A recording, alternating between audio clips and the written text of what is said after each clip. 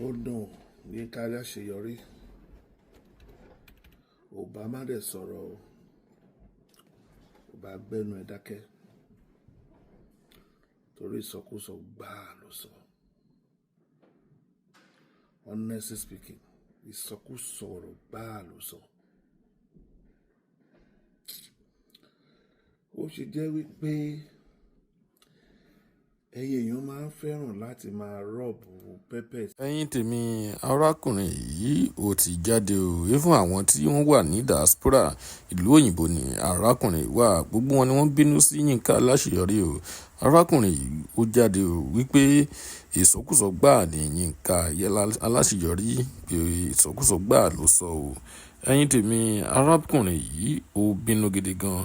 Ẹ jẹ́ ká gbọ́ nǹkan tí ó sọ. Ó tún tú àwọn àṣírí kankan nípa YINKA ALASEYORI.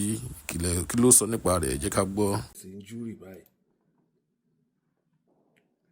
Ìwọ ní pé àwọn tó wà níjọba wọn ń ṣiṣẹ́. Iṣẹ́ rádaràda wo ni wọ́n ń ṣe? Sọ fún mi. Iṣẹ́ rádaràda wo ni wọ́n ń ṣe?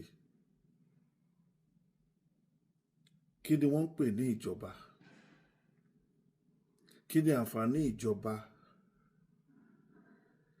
tí àwọn ènìyàn tí wọ́n ń ṣèjọba lé lórí ò lè sùn, tí wọ́n ò lè wo? Tí àti jẹ àti mu tó di wàhálà fún àwọn ènìyàn. Ṣé torí wọ́n ń ṣe gospel business? Òun rówó ní ṣọ́ọ̀ṣì tó ti lọ ń kọrin káàkiri ló ṣe gbẹ́nu síta tó ń sọ nonsense. Kò dùn mí fún ẹ. Mi ò blame ẹ. Ṣèbó máa lọ kọrin fún wọn ni, àwọn náà máa ń patronize, àwọn náà máa ń fún ẹ lówó. Ló ṣe lanu gbàgà pé wọ́n ń ṣiṣẹ́. Iṣẹ́ wo ló ń ṣe? Ṣèbí nígbà tí wọ́n máa wọlé lẹ́jọ́ sí tán láwọn yọ subsidy kúrò nínú owó epo tí owó epo fi lọ sókè. Ṣùgbọ́n ní kí owó lè wà láti túlù ṣe ni. Ṣòmo ìtàn ti yá báyìí. Gbogbo owó subsidy tán náà yọbọ lówó yẹn wà. Talking rubbish. Nígbà tí ìjọba yìí máa take over, èlò ní dọ́là. Ṣèbí wọ́n devalue náírà ni. Wọ́n devalue náírà ni.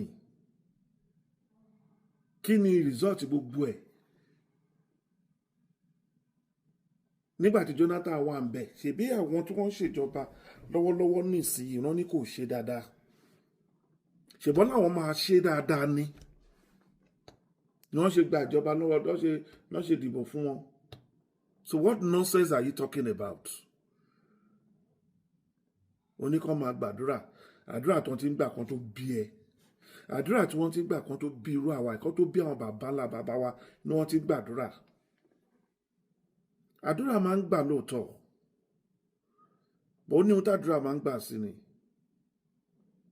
Àdúrà ìkan tó bá yẹ kó o ṣe, àdúrà ò lè ṣe fún ẹ.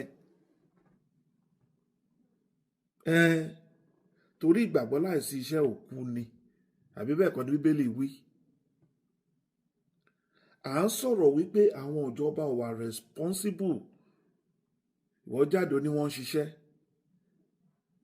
Ò bá jẹ́ ìwọ ni wọ́n jí gbé lọ sínú igbó, àbí ò bá jẹ́ àbúrò àbẹ́gbọ́n àbọ́kọ ẹ̀ náà jí gbé. Ìwọ ò bá jáde síta kó bá lanu pé wọ́n ń ṣiṣẹ́. You people are so hypocritical. Oníwọ̀ gospel singer. Ṣé gospel wo ló ń kọ? Ṣèbí business ló ń ṣe? Ìbò ń gbowó orin tó ń kọ. Lọ jókòó síbì kan. Go and sit down somewhere. Tí o bá mọ bó ṣe lè contribute sí public discourse, àdàkọ gbẹnu ẹ dákẹ́. People are hurting. Àwọn tí ọmọ wọn wà ní ìhámọ́ láti jọjọ́ yìí, they are hurting. àwọn tí wọn ò tiẹ̀ lọ́mọ bẹ̀ àwa tá à lọ́mọ bẹ̀ tá a jẹ́ abiyamọ. I wò pé these kids could have been our kids too. They could have been our nieces, they could have been our nephews. Those abducted could have been our cousins. Olong gbàdúrà, ṣé ẹ gbàdúrà fáwọn Chibok girls? Where are the Chibok girls? Where is Leah Sharibo? Just to mention a few. Ṣé ẹ gbàdúrà ni? Where are those girls whose dreams in life has been shattered forever? Tọ́dọ̀ bíṣì wo ló ń sọ lẹ́nu yìí? Bó o travel, wọ́n á gbé ẹ. Bó o travel, kò guarantee. Ò bá lọ kọ́lé àbí kó lọ gbalé àbí kó lọ ra lé sí Highbrow Estate tọ́lọ́ ní security ó tọ́ra ẹ̀. Nobody is safe. And yet àwọn politician yìí náà ni. Àwọn náà wà nídìí gbogbo ẹ̀. Àwa wí tán ògbẹ́nu sókè ó ní pé wọ́n try. Don't talk like that again.